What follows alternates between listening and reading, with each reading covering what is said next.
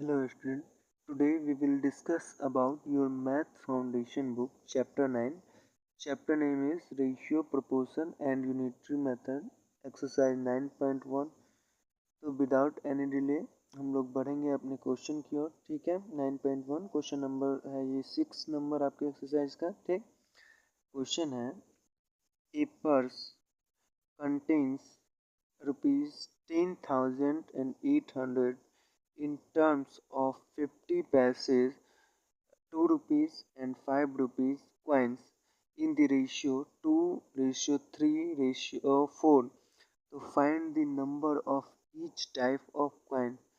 इस कह रहा है कि एक पर्स है जिसमें टोटल 10,800 रुपये हैं और उसमें 50 पैसे, 2 रुपये और 5 रुपए के सिक्के रखे हुए हैं और उनका रेशियो जो है वो 2:3:4 के रेशियो में। तो हमें प्रत्येक जो सिक्के रखे हुए हैं उनकी संख्या बता देनी है कि 50 पैसे के कितने सिक्के रखे हुए हैं, इसमें 2 रुपये के कितने सिक्के रखे हुए हैं और फिर 5 रुपये के कितने सिक्के रखे हुए हैं। ठीक है, तो अब क्वेश्चन आपको समझ में आ गया कि क्या कह रहा है। ठीक है, तो इसके सोल्यूशन की ओर बढ़ेंगे। सोल्यूशन की ओर बढ़ते हुए देखेंगे कि पहले लैंग्वेज में इसको लिखेंगे। Let the number of 50 paise, 2 rupees and 5 rupees coins be 2x, 3x and 4x respectively.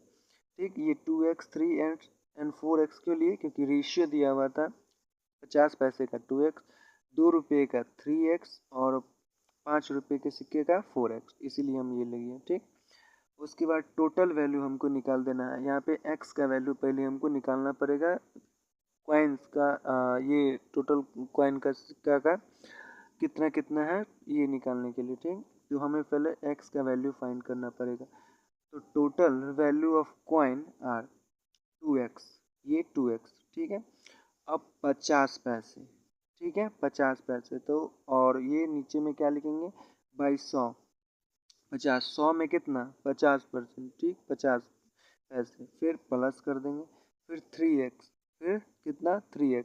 अब फिर यहाँ पे कितना था 2 रुपये, तो 2 रुपये तक कितना पैसा 200 पैसा और 1 रुपये कितना पैसे का होता है 100 पैसे का। तो यहाँ पे 100 यहाँ पे टोटल में लिखेंगे। ठीक है, और 2 रुपया था इसलिए 200 पैसा लिखे। ठीक, फिर प्लस 4x लिए यहाँ पे, फिर बाय बटे में यहाँ पे 100 ही लिखेंगे और 5 रुपये का सिक्का था इसलिए यहाँ पे कितना लिखेंगे 500। ठीक, अब इसको क्रॉस करेंगे, काटेंगे, तो काटने के क्रम में देखेंगे हम नीचे में एक स्टेप यहाँ पे एक्स्ट्रा यहाँ पे ठीक है जोड़े हैं।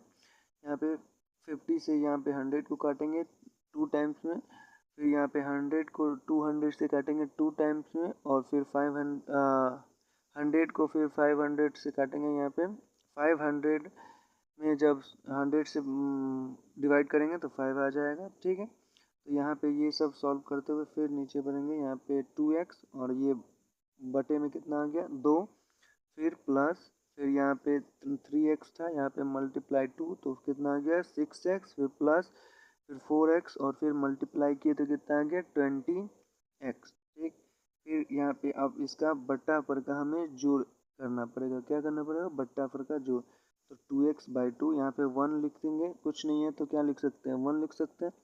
तो 6x/1 फिर 20x/1, फिर जब इसका बटा पर का एलसीएम यहाँ पे लेंगे बटा पर का जोड़ निकालने के लिए एलसीएम। ठीक, एलसीएम जब लिए तो कितना आ गया 2, एलसीएम जब लिए तो आ गया 2 और जब इसमें 2 से इसको भाग दिए कितना आ गया 1 मरतबे लग गया, एक बार में लग गया और फिर जब ऊपर वाले से गुना किए तो कितना आ गया 2x। ठीक, इसी तरीके से जो 1 को भाग दी किससे 2 से तो कितना बार में लगा 2 बार में और जब उसी को 6 से गुना किए तो कितना आ गया 12x। फिर उसी तरीके से आगे बढ़ेंगे, जब 1 को फिर 2 से भाग देते कितना बार में लगा 2 बार में, फिर उसको 20x से गुना किए तो कितना आ गया 40x।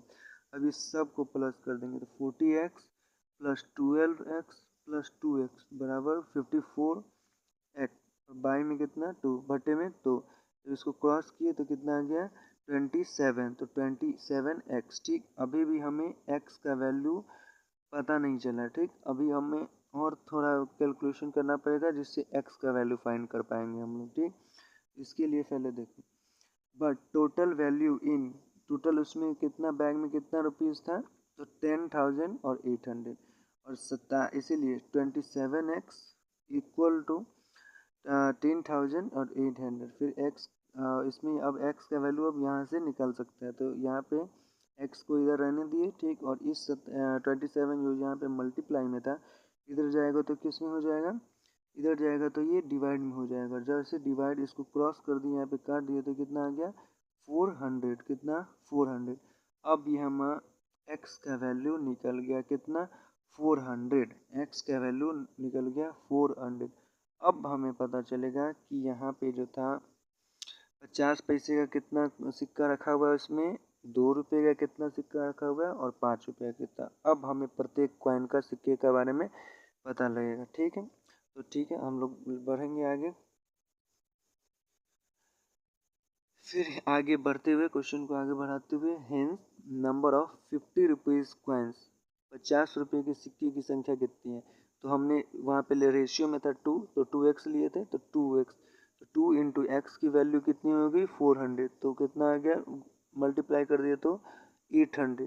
तो 50 रुपये के सिक्के कितना है, 800 सिक्के हैं। 800 सिक्के 50 पैसे, यानी जिसे 8 आना 98 बोलते हैं, उसको वो कितने सिक्के हैं, उसे 800 सिक्के। फिर नंबर ऑफ 2 रुपीज़ कॉइन, 2 रुपये के जो सिक्के हैं उसका रेशियो कितना था 3, तो लिए थे कितना 3x, तो 3 इंटू एक्स का वैल्यू कितना है 400, तो 400 हो गया x का वैल्यू। तब जिसको मल्टीप्लाई कर दिया तो कितना आ गया 1200, 1200, 1200, 1000 और 200। ठीक, तो ये हो गया।